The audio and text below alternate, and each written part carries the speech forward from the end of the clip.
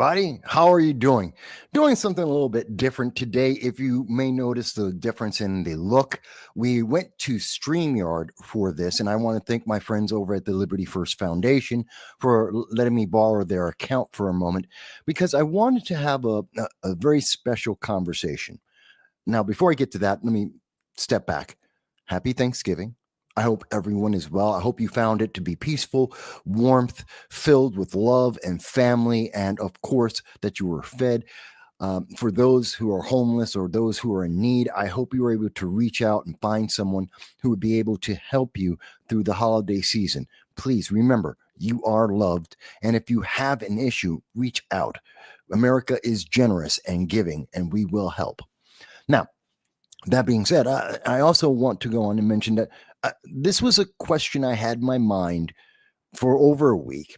It's an issue that I think is important as we get closer to 2025. And I wanted to reach out to somebody to get some feedback, to get an answer. And I was talking to a very good man, a very interesting individual, Kit Cabello, with Hard Lens Media, which I watch on a regular basis. And Kit and I have been on several panel discussions before with our friend Larry Sharp, and he even invited me on election night to his program as a first right-leaning libertarian. Well, I'm a Republican conservative on his program, and I said, Kit, you're left of me, obviously. Left of center-ish, like a libertarian light, maybe a libertarian left on a lot of issues. So let's have this conversation. What are you hearing in Chicago, in the more central of America, than I'm hearing here on the East Coast, and what can we expect? And Kit was wonderful enough to say, yeah, Mike, I definitely want to have this conversation. Let's go there. And he also said, hey, hold off a week. And thank God he did, because since that time, and I'll show some of the coverage here in 1 second, some of the news articles, but we've had a lot of news come out that I think goes to my question, to my answer. Are we looking at a second civil war? And I think the answer is yes.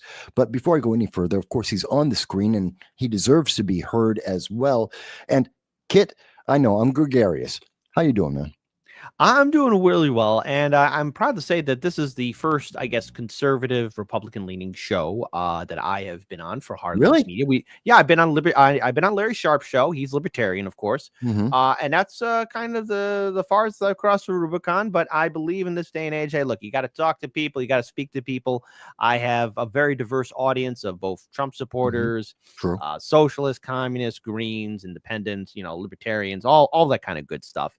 And I believe in the whole idea of speaking to people and talking to people, and no, not changing their mind, but more of, okay, I didn't see your perspective on that. And that's how we got to look at things now. Look at perspectives. And I do kind of want to talk about the idea of a second civil war. I mean, I want to say yes, but also with a caveat of a no. But there's a few shades of gray in between. But just so your audience gets to know me, yes, I am left to Michael. We are both Marines nonetheless, and Semper Fidelis through and through. I would say independent. There's some aspects of libertarianism I agree with.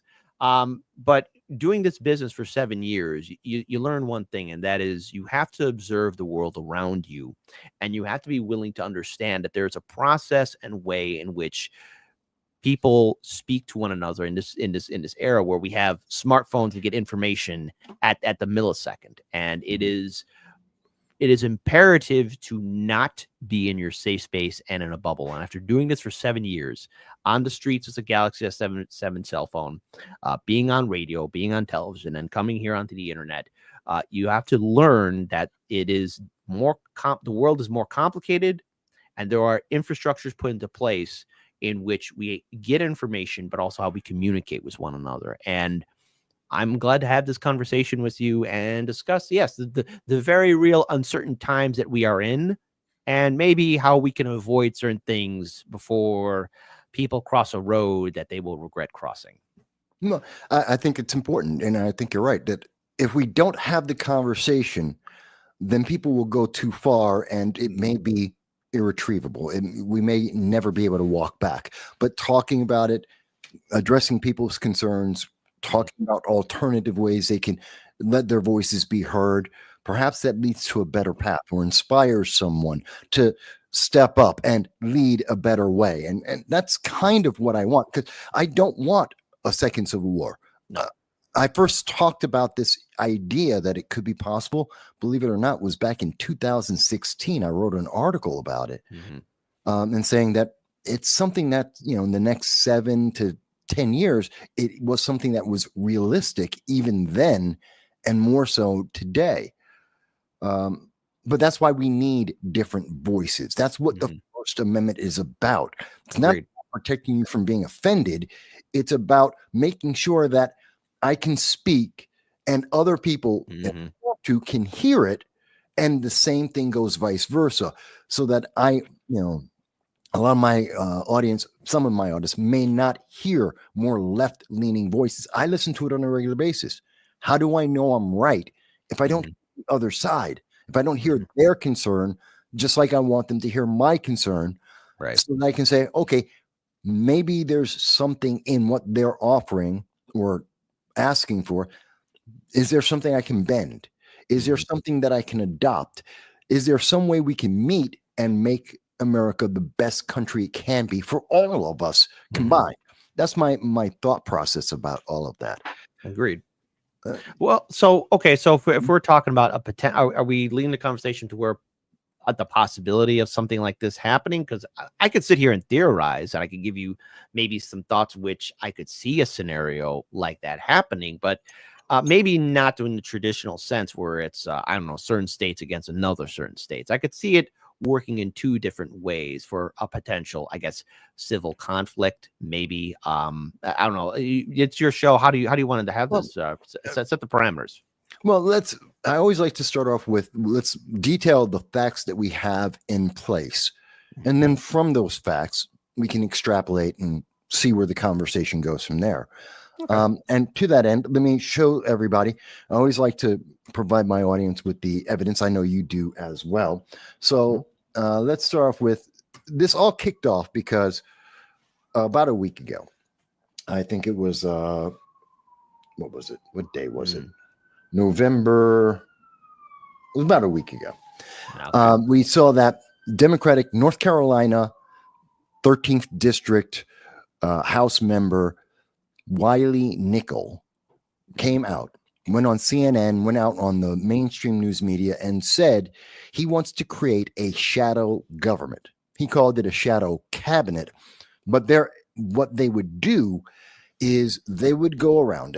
There would be a Democrat for every position in the cabinet. So Attorney General, Secretary of State, Ambassador to the UN. It's the all Democrat roster to replace or supplement, as he would say, the Trump nominees and give the Democratic and left-leaning, very much progressive ideology every time that one of the cabinet members addressed something for the nation. That's a shadow government.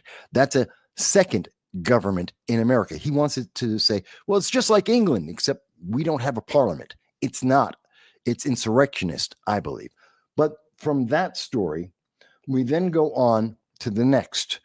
So following up that, God, and bear with me, folks, it's not my normal system, so it takes me a little extra time. But then we found out on the 28th, we had a New York Democrat.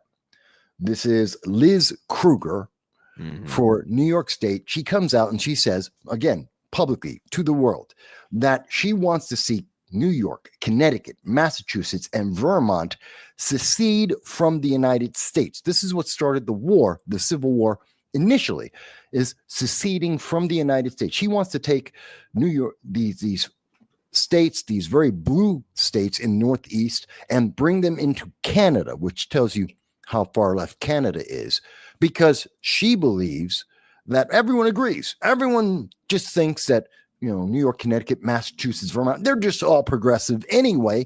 So it doesn't matter. Just leave America, leave Trump alone. And instead of the people like some of the celebrities, instead of going over to England or other parts of the world, she's just going to take the entire state and all the money and go, because she doesn't like the policies she thinks Trump will enact and the way she thinks it's going to impact America. She doesn't know, but just because it's not what she wants the entire 4 states to just leave America, no matter the impact to the rest of America. Okay. This was All right, followed I'm seeing this picture being set up. Okay. But then we also have, and you can disagree. I have absolutely no problem with anyone who disagrees with me. But then there's also, and again, I'm trying to give all the evidence. Links will be in the description after the show. Then on Tuesday and Wednesday, we had I believe it was every single one of Trump's nominees, all of them received death threats to them and their families, with messages attached to these to these bomb threats that were very specific, very much coming from leftist ideology, quoting leftist ideology, and wanting to try and kill or threaten to kill the Trump nominees, and emphasizing that Trump is violating their ideology, their feelings, rather than what they expected to get from Kamala and Democrats. And so this is the evil. Now, oh yeah, beyond that, and for the record, I think both you and I can agree. I condemn any kind of threats being done to any politician, no matter where they stand politically. I think you agree with that too. And more importantly, that the 2 incidents that happened was Donald Trump. The first time that took place in Pennsylvania, where a firefighter lost his life protecting his family. I condemn that as well, because but it comes par with the course. Unfortunately, if you are a high profile political person in a position of power, it is something that shouldn't happen, but it's nothing new in the realm of politics, both in antiquity and in this modern day and age. But this is shows the sign of how mentally unhinged there are people that are out there, especially what we see on TikTok. And we'll probably get to that a little bit later. But then we also look at the aspect of, some of these attacks or these threats that have been made could also come from people that just like to instigate fights. And if you want to go a little bit further, is that, it's not the first time you see the deep state institutions like CIA or NSA do anything nefarious, like spying in on us as sovereign citizens. So these are things that must be taken into account. A random lone person, but again, that is maybe if we push forward. No, I agree. And we're going to get all into that. I just want to lay out all the evidence that I'm looking at right this second. So this is bringing everyone up to date. And again, links will be in the description after the show. That brings us to now, where we have seen. No, actually, I skipped one. Just the last 2 things, and then we'll go into the conversation.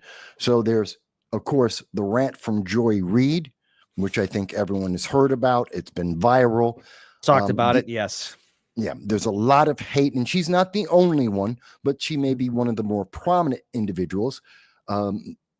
She's espousing what I will say is racism on MSNBC, trying to break up and separate families based on her ideology, her feelings, her dislike of Republicans, which I find really objectionable.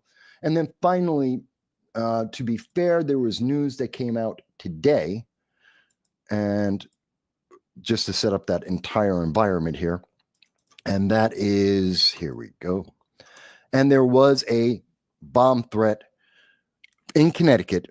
The Connecticut Democrats say they received bomb threats, all of them signed MAGA, not personal attacks, not attacks about their families or their livelihoods, but bomb threats seem to have gone out to these Connecticut Democrats. Didn't happen across the country, just in Connecticut. And they were all signed MAGA, which may or may not be true. Personally, I don't think they were, but we'll get into why I think that in a moment. So that's the environment we find ourselves in. Okay, fair enough. And then when we cover these stories and we talk about them again, we got to be careful because there's always that jackboot of censorship that comes down our way. I mean, I know about True. that personally all too well, but one looking at those headlines and reading the article could think, okay, are we in uncertain times? Well, yeah, of course, because there's many emotional people out there that are easily triggered by corporate media. So if we are taking this discussion in regards towards, are we heading towards a civil conflict? If there is to be one, I don't think that this is going to be the one that's going to set it off, because if there would be ever a civil conflict, it's going to be the establishment trying to further suppress people. It would be those in positions of power trying to go after everyone who are speaking out and calling out our politicians. Notice more so than ever that there are people who are critical of Democrats and Republican lawmakers, and the trust in the voting process has been heavily questioned. And I don't want to project everything that I've seen in Chicago politics, but election integrity is a very serious issue here. And when the system constantly proves that it's not really legitimate, that it's bought by corporate donors, money influence, you have, lobby groups consistently buying off our politicians, the average citizen, no matter what state they live in, small town or big city, has the right to really think, am I truly being represented in the halls of Congress, in the House of Representatives, in the U.S. Senate, and dare I say it, even in the office of the presidency? Because we don't have a true democracy. Technically, we are a constitutional republic, but we are a republic thanks to our Supreme Court that opened the floodgates to dark money so that these politicians can be bought, because it's all about the dollars. But if we're talking about a civil war, I would say it's more of one of politics. Now, these threats that are happening to politicians, let's look at the wide range of things. Is this an organized effort from a underground group? I would say no, knowing for the fact of how the left cannibalizes itself. Are these Are lone you individuals? sure? It's not like this feels like an Well, Antifa, Democratic Socialist and then there's America. also you have to remember too that there are also a lot of people that kind of just like to push the chaos, that like to Mhm. cause trouble for the Right. sake of causing trouble, like that one douchebag Johnny Somali all the way there in Korea. True. You're Yeah. right. There are people like that that are out there, and there's always going to be a copycat because they want to do that too, just to hurt people's feelings. And then, of course, there is it's ever upset establishment. Let's be clear. The Mhm. establishment didn't Mhm. want Donald Trump to win. And there are many ways, many reasons why they didn't want him to win, because he was one of the few people, dare I say, that gave out the secret sauce. During his first Republican primary debate in 2016 alone, I think this flew over so many people's heads. He said, when the money in politics was brought up, he said, I give these people money and they do what I say. And we have to remember, he used to be a Democrat. He gave Yeah. money to Democrat politicians. He gave money to Republican politicians. And a lot of those people on the debate stage, from little boy Rubio to everybody else, raised their hand if they got money from Donald Trump. And most of them did. There was only a handful that didn't. Like Donald two. Trump gave it away. And then, of course, during the debate with Hillary, about paying taxes and how he told, the election, this system is rigged. How do I know? Because I've used it. And even then, when questioned about why are we in Syria, this was during the first administration, during his first term, why are we in Syria? Any other president, from Reagan, Bush Sr., Bush Jr., Bill Clinton, Biden, Obama, they would say we're there for freedom, we're there for infrastructure. Trump said, hey, we're here for the oil. Everyone in the establishment, diehard neoliberal Democrats, neoconservative Republicans, collectively crap their pants. Again, giving out the truth of it. And look at how the whole system was pushing back against Donald Trump. Lawfare going against him, trying to censor and suppress him, and so much else in regards to pushing back on how his movement was growing, because he kept his political organizations together. So when we look at this, he has been, yes, gaining popularity. And right now he's on the high wave of popularity. And whether he maintains it is up in the air in regards to policies, how he implements it. But if we're talking about a civil conflict, we're going to probably witnessing a full-on breakdown of the Democrat machine, because it has faltered heavily. And I want to say it's going to be here in the Midwest when it comes down to the Democrat machine, because for the first time in a long time in my city, 22% of the city's population, and not a whole bunch of us voted in Chicago because it's beaten out of us. Like electoral Chicagoans that vote and the Chicagoans that live in the city, Chicagoans that vote, it's like a handful. 22% of that handful voted for Donald Trump. That is unheard of. And it's going to be more of a debate of issues and how the Democratic Party is going to be losing key ground areas. And they're going to be pushing back politically.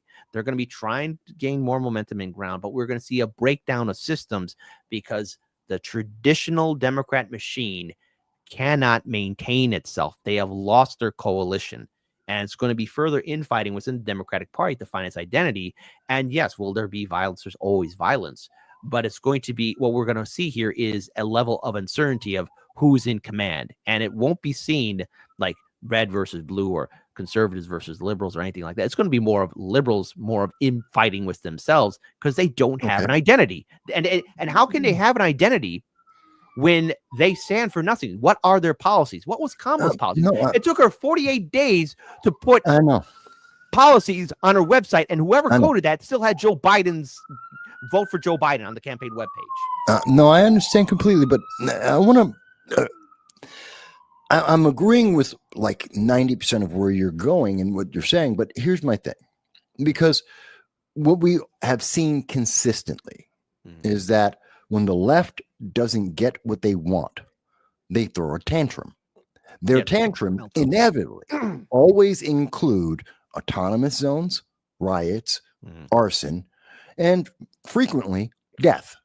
This is what we've seen. We've seen it in Seattle. We saw that in Austin. We saw that in Atlanta. We continue to see it in Atlanta. We've seen it in Boston and New York and Brooklyn and Chicago as well. We've seen it across the country. This is when it comes down to Chicago, something in Chicago, something new is happening here. The autonomous zones, not a thing. What is happening here? Pushback against Mayor Brandon Johnson. He has succeeded and won a trophy that nobody ever wants to win.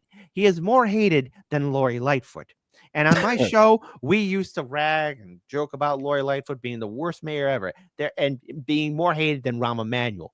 Brandon Johnson has crossed that threshold. What people may not remember, and because I call it the great blurring effect, because we're stuck with being in front of our computers and information coming at us at a second, there was a movement calling for his recall before the DNC convention came here in Chicago.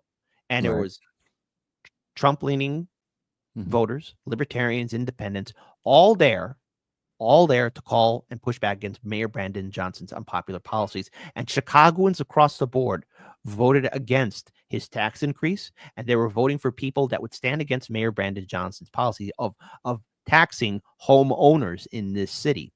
In Chicago, and I'm just going to speak from what I'm seeing on the ground here, there is a disdain for the machine. It's not autonomous zones. Those that did have influence within the left, even those that are very far more left-leaning than me in city council, are also pushing back against Mayor Brandon Johnson. And it's not through autonomous zones. It is more of trying to maintain a new their presence in the political environment in the city that's changing. Now, I don't know what's happening on the West Coast. Boston, people who live in those areas can speak if there's autonomous zones happening there. But in Chicago, it is actually more, I think, the foundations of a political revolution against a machine that was established by Old Man Daley. If you want to understand about how Chicago's run, I encourage your audience, read the book American Pharaoh, and you will see just how the machine insidiously took over the city and beat voters to not caring anymore, except for the diehard sycophants.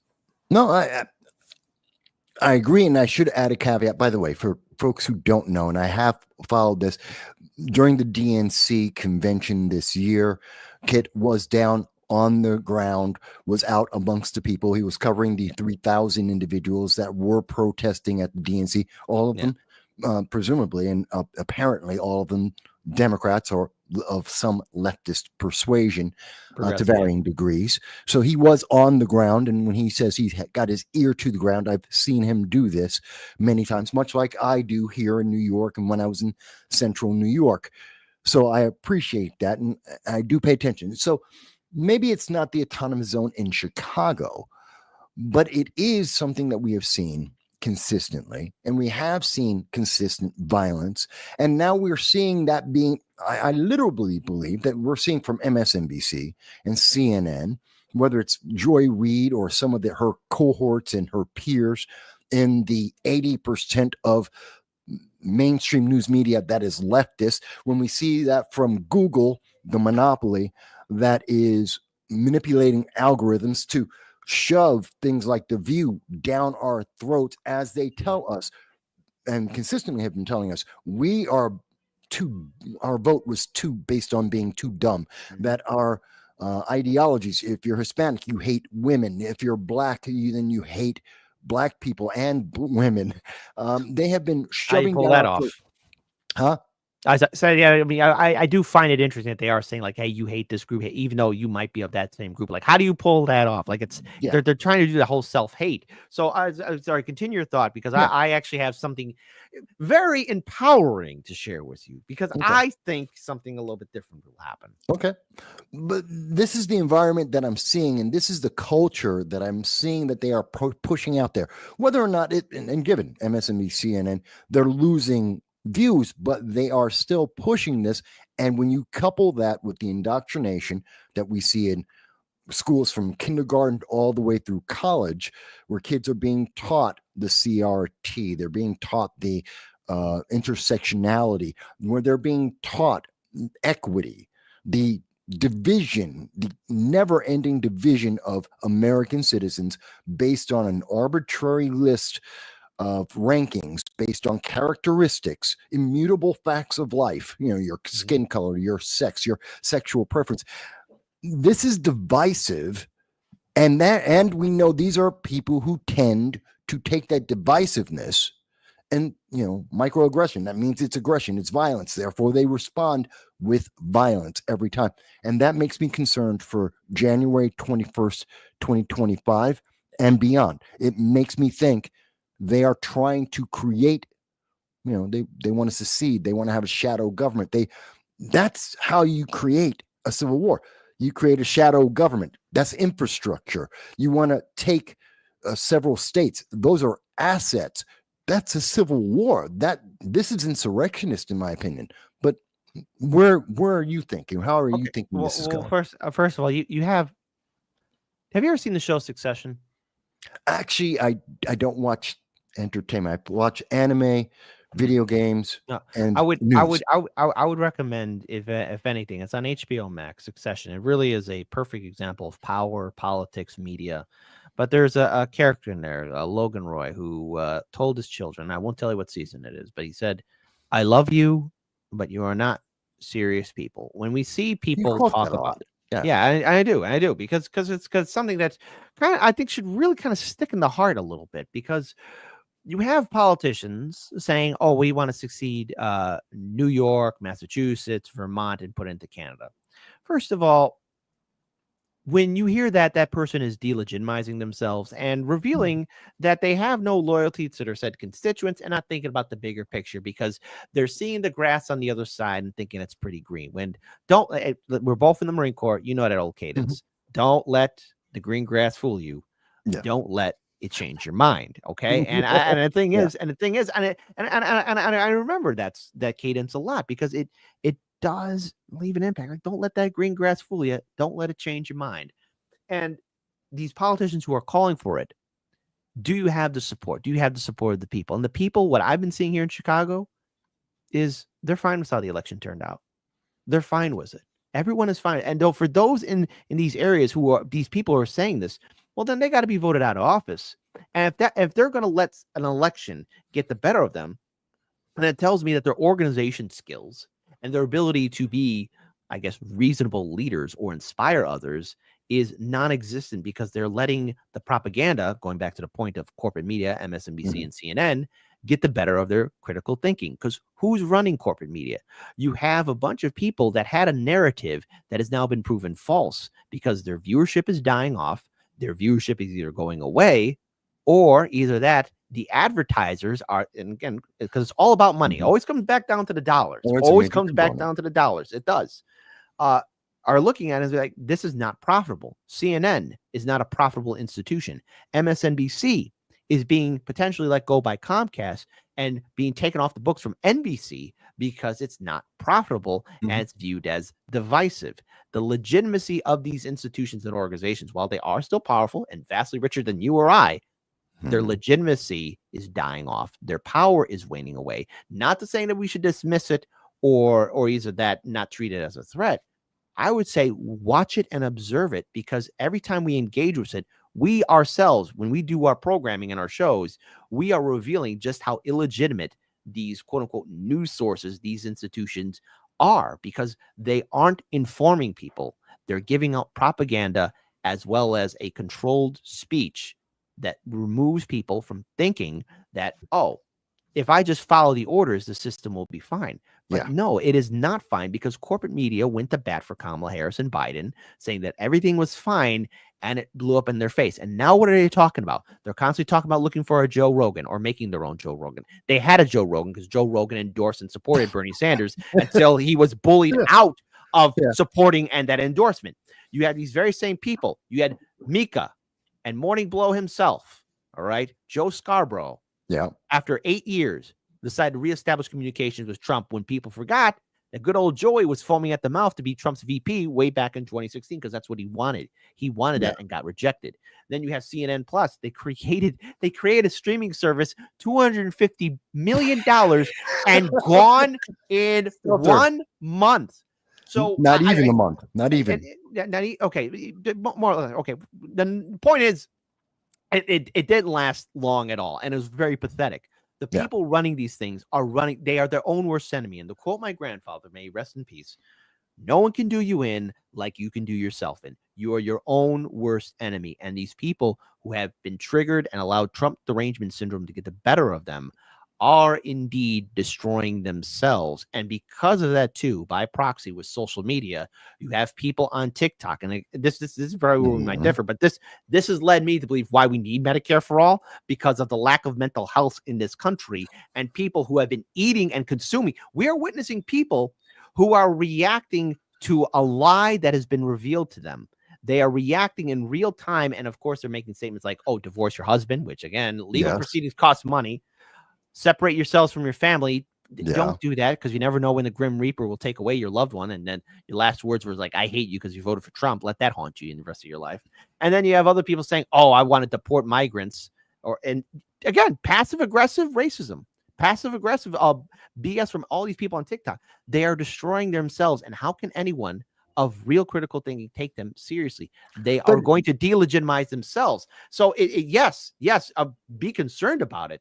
But also know who your opponent is. If they're doing themselves in and damaging themselves and then being open to ridicule, because yes, I do laugh at them, but they're also revealing that, hey, if these people do act, they can more importantly be stopped by a single policeman, or either that other people calling in on them and saying like, hey, this person's mentally unhinged and not right in the head. It is.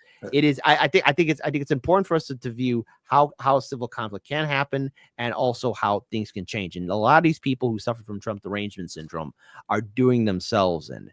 It is your opponent's punching themselves, and they can't stop punching themselves, even though you're not holding their fist. I'm fine with that. Politically, I have no problem with that, because it highlights the weakness of a candidate and how ineffective and inefficient that they are, and therefore they should be replaced. I'm fine with that part, but it's the consequence of that, because these are the same people, these same TikTok people who are cutting off their hair and saying that they're not going to procreate and they're not going to date, which I honestly think you're threatening me with something that I'm not asking for. It's like, I think social Darwinism, please don't procreate, don't continue the line. You need a genetic dead end there. And that's a good thing. And you don't want to be dating someone who values you so little that they're more their dating life comes from the headlines. But what I'm seeing is these are the same people that were in Portland, spent 120 days rioting. Now, most people don't realize in most countries, most times in the world, you only see a riot last about 3 to 7 days, because people have to go to sleep. The emotion that drives it goes away. But yet for these people with the TDS, it doesn't go away. That's all they have is this emotion, and they use it to create damage. Not only the 120 days of rioting in Portland, but we saw $2 billion just in Minneapolis alone. decades, generations will be negatively impacted. We see that in Atlanta, where they destroyed what's commonly called Cop City, a facility to make police more accountable to the public, to make fire departments and EMS, emergency medical services, more efficient at taking care of the people, voted in properly by the public, paid for by tax dollars.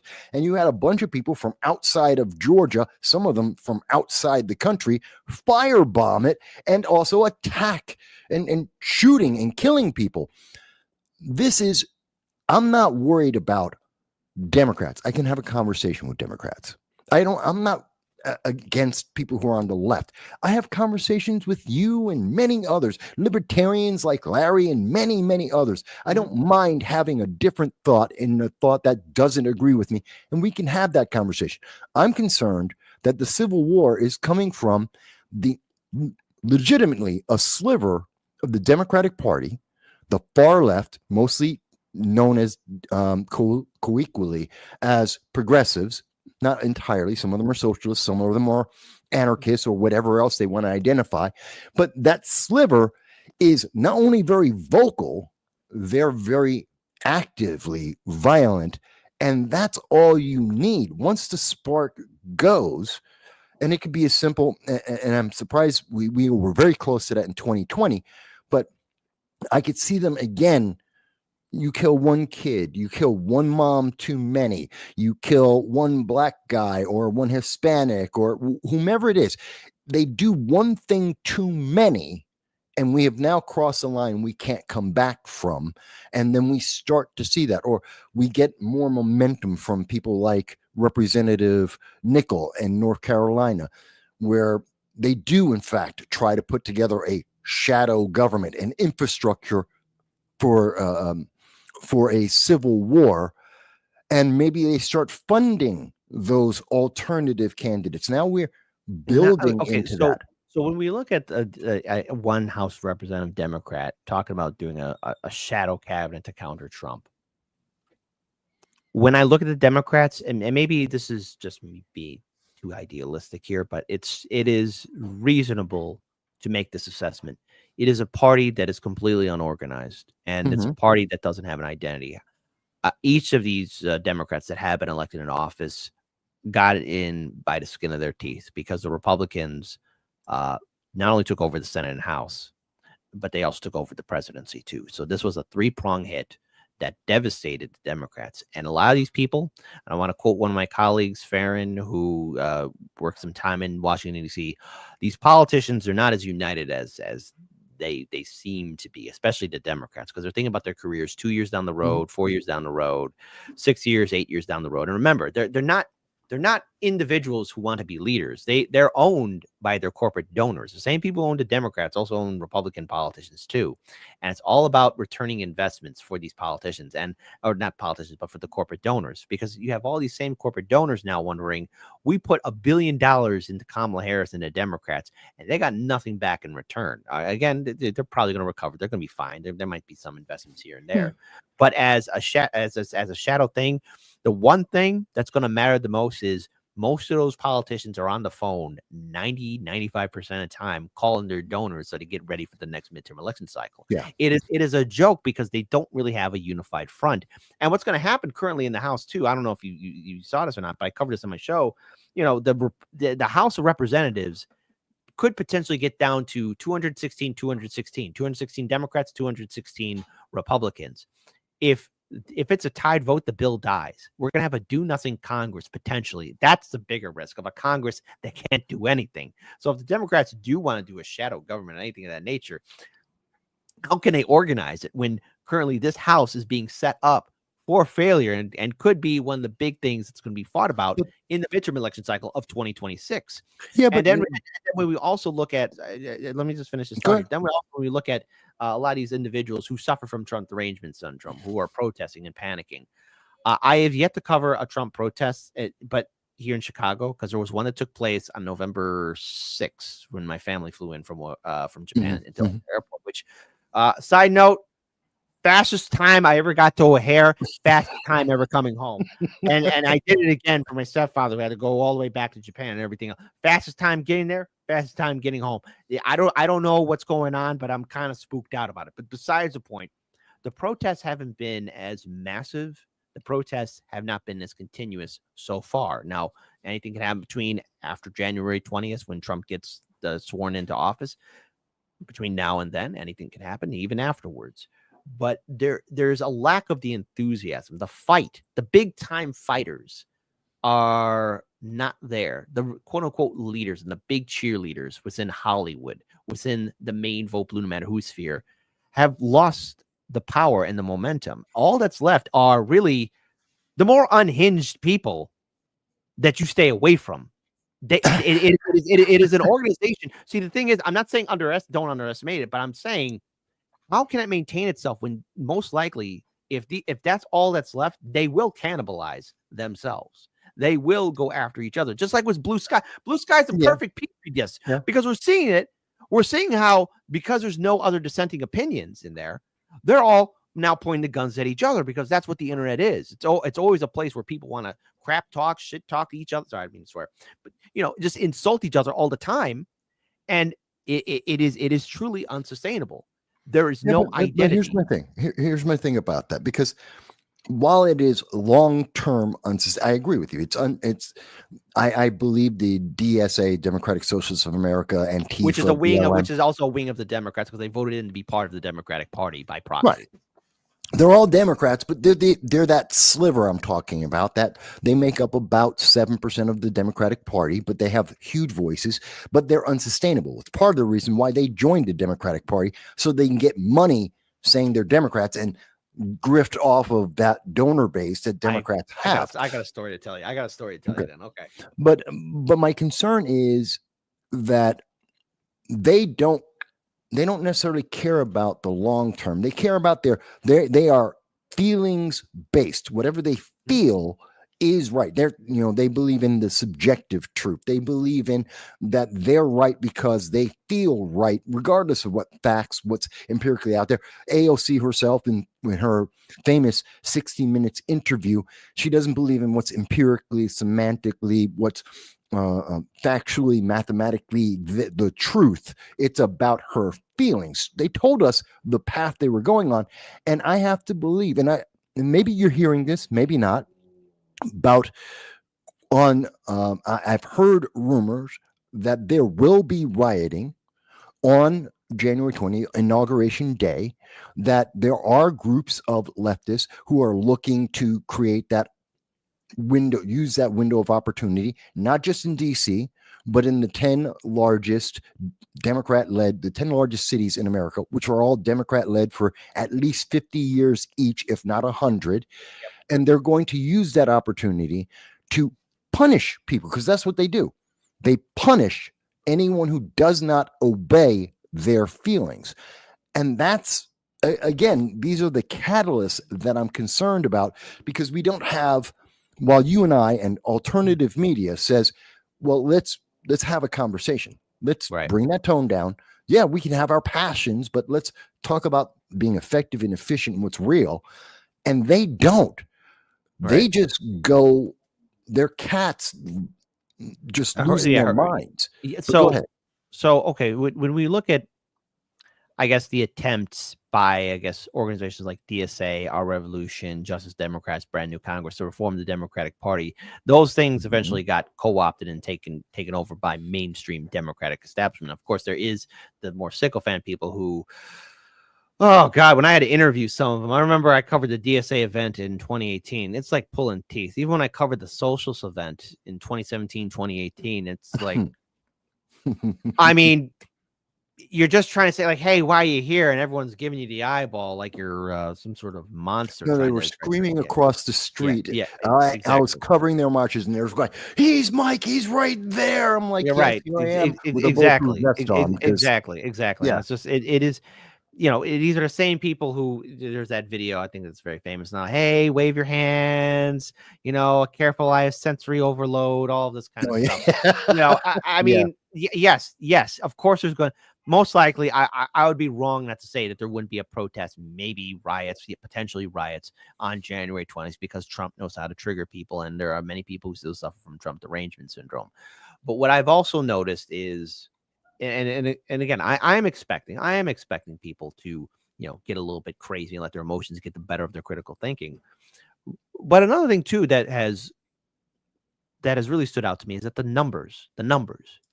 AOC can't pull in the crowds. Bernie can't pull in the crowds anymore. They can't pull in the people. And if the politicians can't pull in the numbers, that means there's a lack of enthusiasm. And these very same organizations, like, for example, DSA or anything else that's further left of them, or, in the extreme, they don't have the numbers. They don't have the support of the vast populace. You have a populace right now that is fearful of World War III. You have a populace right now that is trying to survive in an economy that is near shambles. All right. And then you also have a populace that is dealing with the fact that our infrastructure is failing. You have what happened to the people of East Palestine, Ohio, to the people of Lahaina, suffering from man-made and also natural disasters.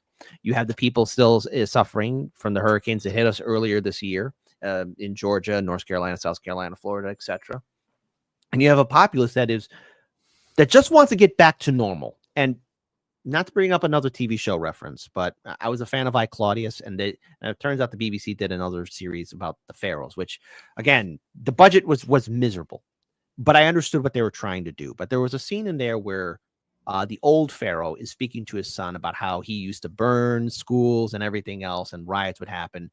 But as the old pharaoh's dying, he then tells his son, but you can't do that anymore, because see, people like normalcy.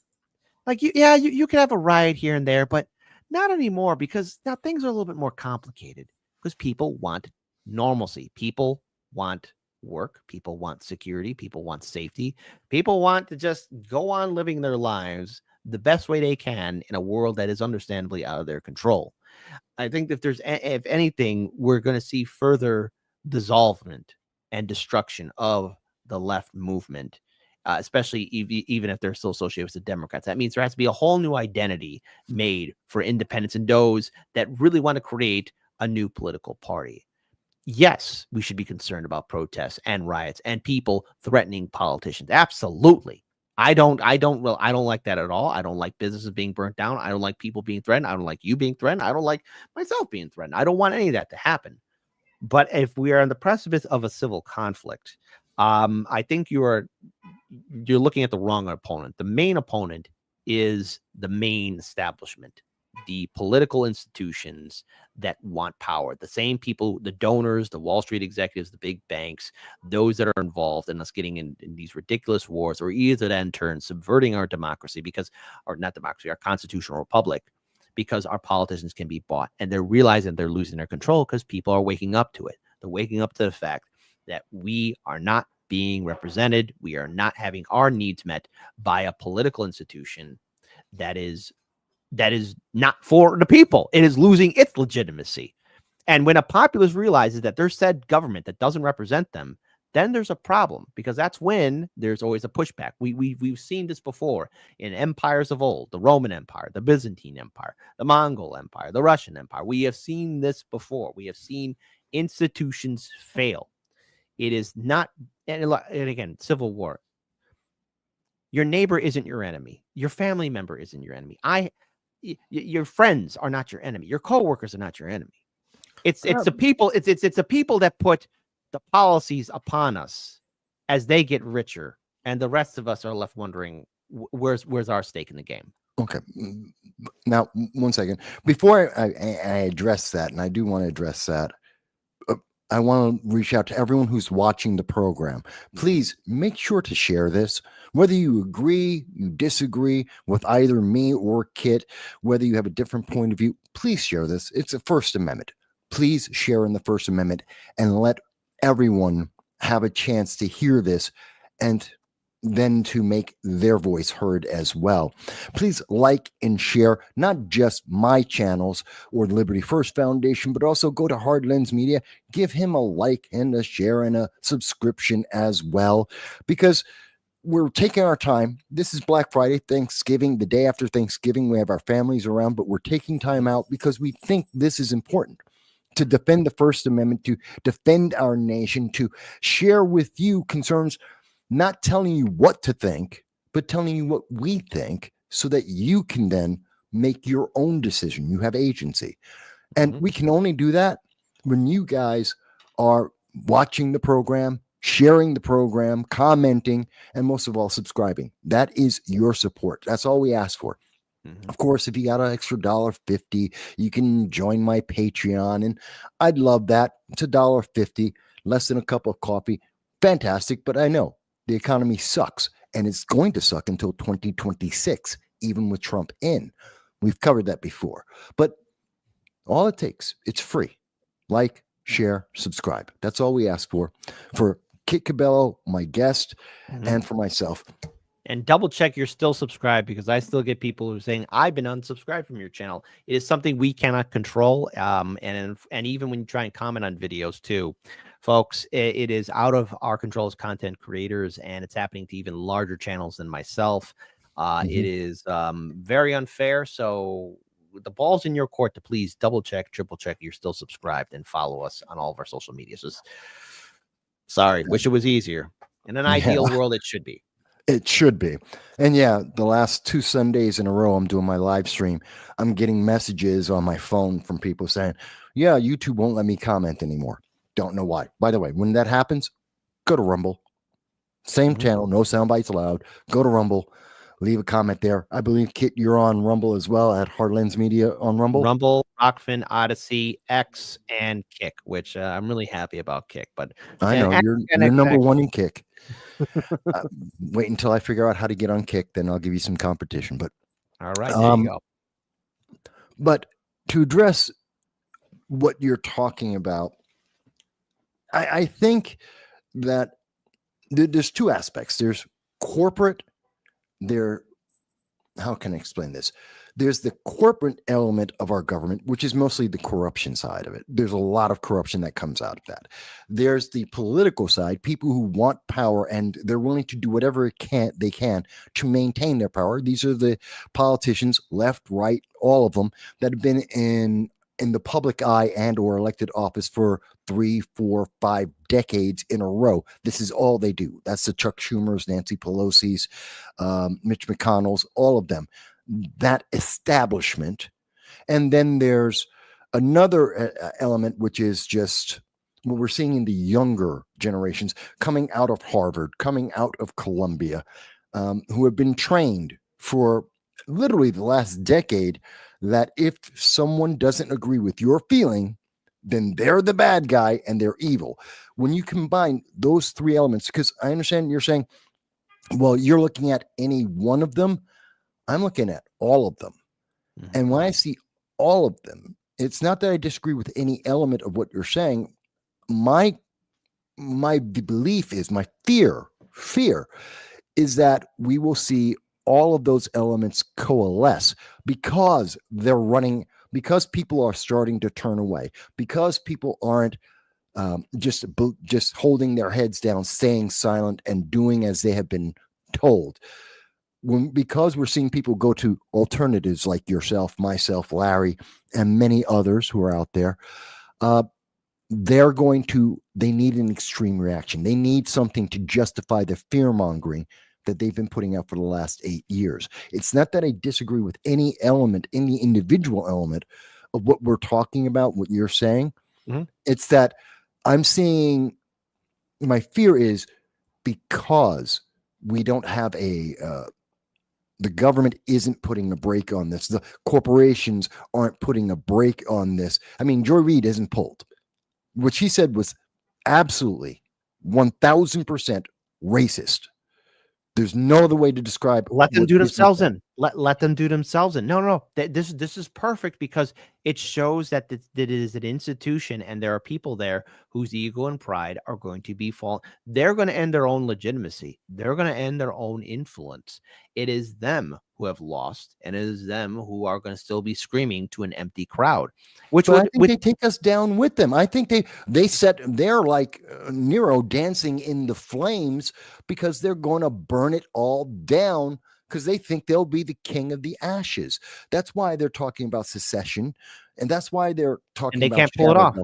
They can't pull it off because they're not organized. They can't pull it off because they got pride and ego, and they can't pull it off because each of these people think somehow they're the next rebel leader, or they're living in their own fantasy and a derangement, trying to equate Trump into something that he is not. A little known German chancellor in the 1930s. He's not that. Those two are two different people altogether, of two different time eras, and of two different nations, and of ideologies altogether.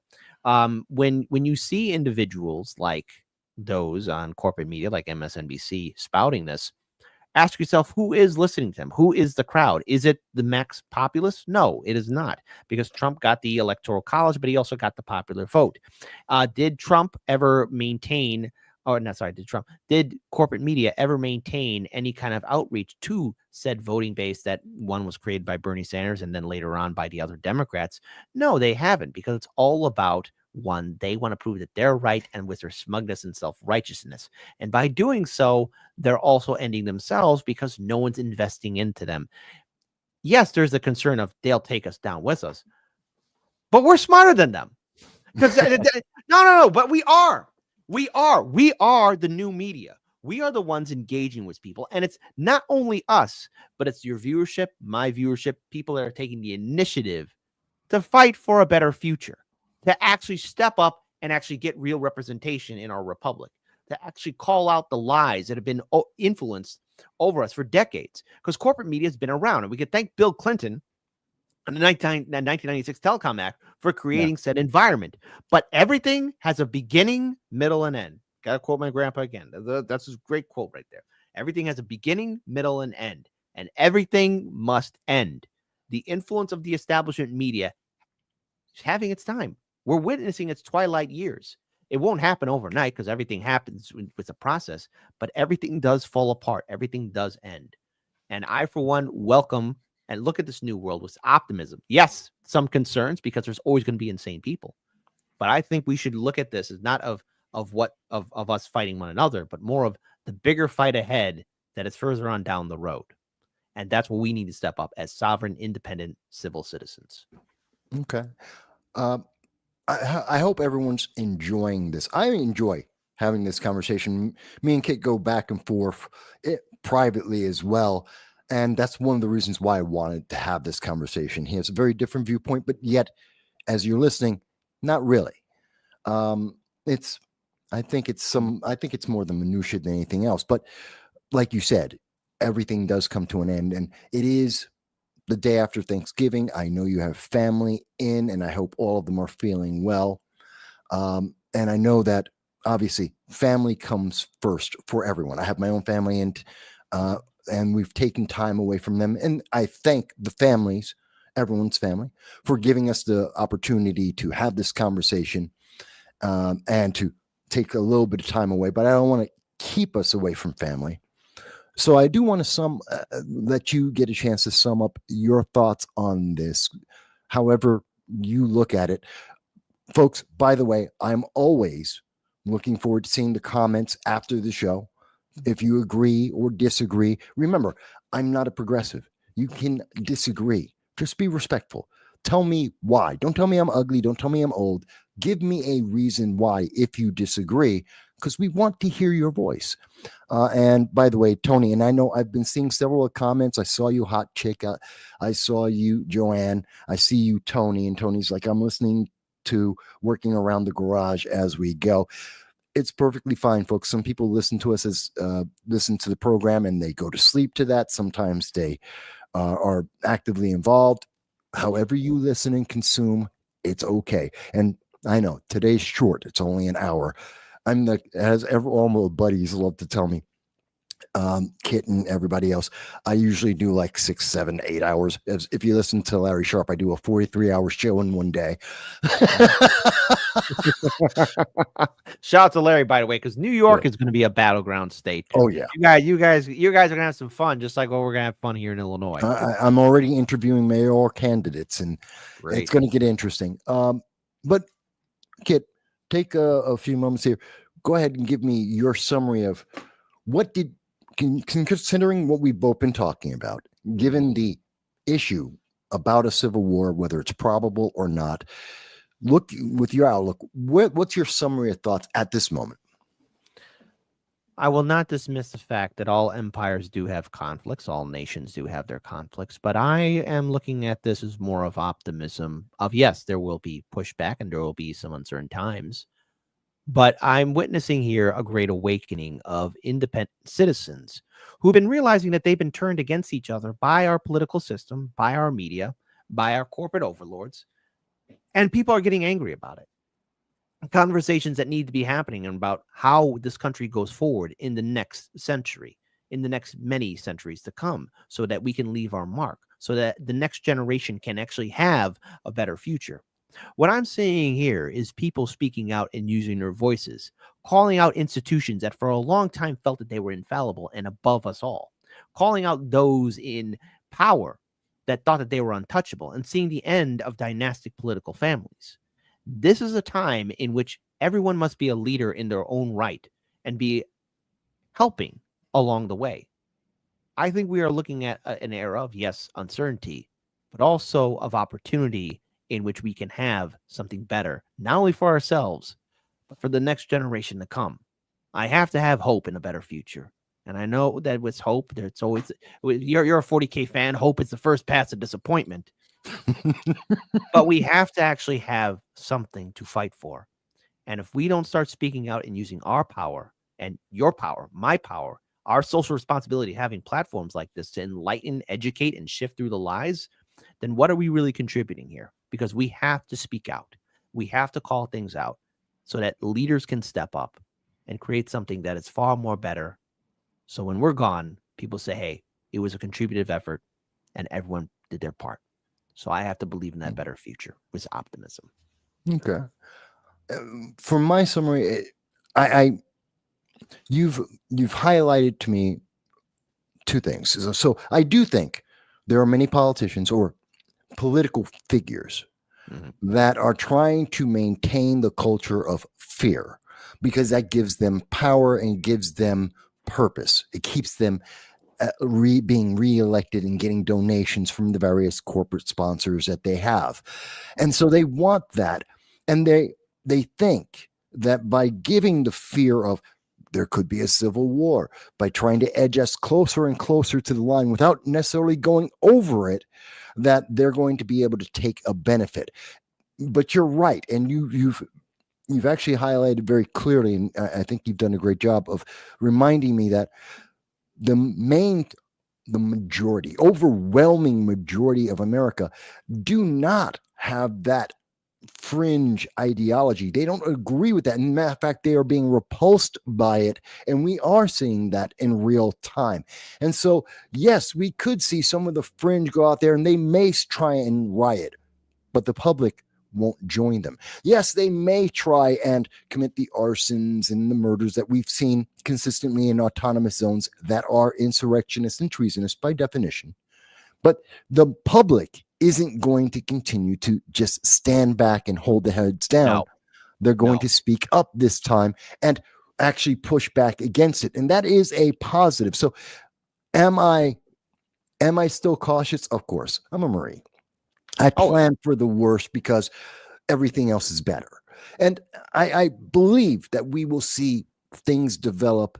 Even if we have a stalemate in Congress, we will see progress made that will reignite people's passion in our country, in the system, and in third parties too. I give them credit. They've done a lot of work here. But I always have this thought in my mind, be aware there are people, as we've highlighted at the beginning of the show and we've talked about throughout, people like whether it's a Joy Reid or Hollywood, The View, whether it's people like North Carolina's Representative Nickel or it's New York's Liz Kruger, there are individuals who will try and undermine you at every turn. And they'll use social media, Google, to try and twist you and push you down. But it's so great when I can talk to someone who doesn't agree with all of my things. I'm not in the echo chamber. I'm talking to someone who has very different points of view. And yet we can both agree that the future of America can still be bright because Americans, when you remember you have agency, that liberty, the pursuit of life, liberty, and happiness are in your hands, not the government, not a politician, not an ideology. It's in yours. You know what? That gives me hope again. And so I want to thank you for that, Kit, because again, you've brought that back to me. Yeah, you got to have some hope. You got to have some hope, but it's always important to be cautious. But I think I'm looking at it with a little bit more optimism. I've been in gloom and doom for a while, and still have some gloom and doom. But I want to have some optimism. I think it's important for us to be considered. Yeah. So I've been doing this for 18 years, so it's always I need to step. I do try to hear other voices so that I'm not always in my own echo chamber. I constantly go out, and this is one of the things why it's so important to have people like you as a resource and a show that I watch on a regular basis. Thank you. With that said, when are you going to be on? Your show's normally on Monday through Friday. Mm-hmm. And I know sometimes you have extra shows other than that. Sometimes. When's the next time you're on? Next Monday, 9 a.m. Central, YouTube, Rumble, Rockman, Odyssey, Kick, and X now. So we're live on 6 platforms. We also have a very popular TV show in the evening on Can TV. That's where, so let's say I was doing an interview, I would clip it and put it onto Can TV. We've been doing it now for about maybe 5 or 6 seasons now. So yes, but that TV show comes on later on the evening. But I go live Monday through Friday, 9 a.m. Central, and the next time I'm going live is Monday at 9 a.m. So got to do the work, and I believe in this work, and I love what I do, and I want to continue building the Heartlands media presence here in Chicago with my business partner and colleague, Daniel Lupker. All right. Well, I obviously want you to continue to be successful. I'm a member of your I'm a subscriber on your channel. I see it on a regular basis. For myself and people who are interested, let's see. Every day this week, I've had a show of some sort, except for Thanksgiving itself. So tomorrow, Saturdays, I do our Saturday. I like to call it Sci-Fi Saturdays. It's a step away from the usual. When I get a guest, I do the Sci-Fi Challenge, Top 10 List Challenge. When I don't, I talk about different aspects of sci-fi and entertainment. But Sunday is my next political show, which will be the Sunday live stream, which, yes, can go as much as 12 hours, usually somewhere between about 3 to 6, covering everything that's been happening in America and what could be happening in our near future. And we'll be talking about that this Sunday as well. Folks, I want to, been just over an hour. I want to thank again, Kit, for giving us the time today. I want to thank you for taking a little bit of your time off to join with us. And I look forward to seeing you all again very, very soon. Happy Thanksgiving. May you have love and joy and warmth and food wherever you may be. And if you are not having that, please remember, there are many ways to get help. Go to your local religious organization, whether it's a church, a mosque, what is it? Jewish is Synagogue. Thank you. Lost the word for a moment.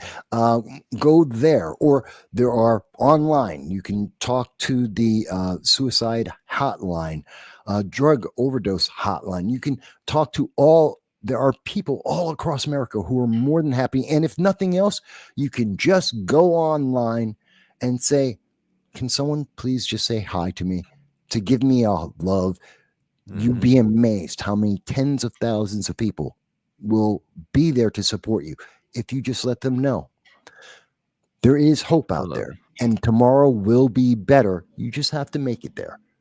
Absolutely. I agree 100%. I did a Thanksgiving show yesterday, and a lot of people thanked me and said, hey, I didn't have anyone to go to, but thank you for doing that live stream show. I felt like I was at a Thanksgiving table, which we had a lot of fun videos to react to. It was an unserious show, but it was about fun. So thank you for giving me this opportunity for being on your show, and all the best to you, and shout out to your audience. Everyone, please take good care of yourselves. All right. And with that, folks, we're out, and I'll see you tomorrow at 3 p.m.